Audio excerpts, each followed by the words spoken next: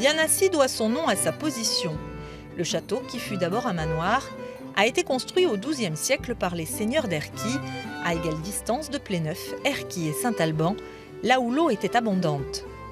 Une allée d'1 kilomètre de long et de 100 mètres de large, classée monument historique, mène au château qui fut agrandi à la Renaissance. Au XVe siècle, c'est la famille du Quélénec qui rachète le château avec Jean et son fils Geoffroy du Quélénec.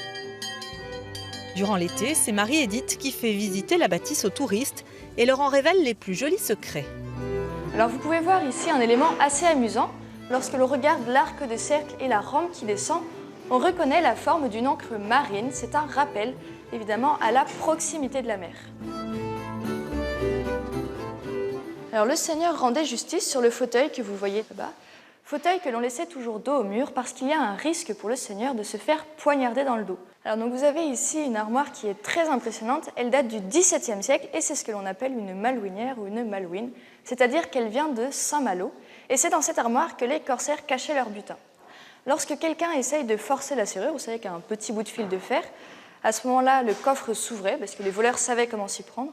Et lorsque le voleur glissait sa main pour attraper le butin, alors à ce moment-là, une lame sortait et lui tranchait la main.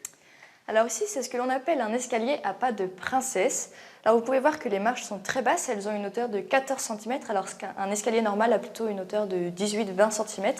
Et ça permettait aux dames de monter les escaliers sans laisser apparaître leurs chevilles, puisqu'il était très mal vu autrefois de montrer ses chevilles.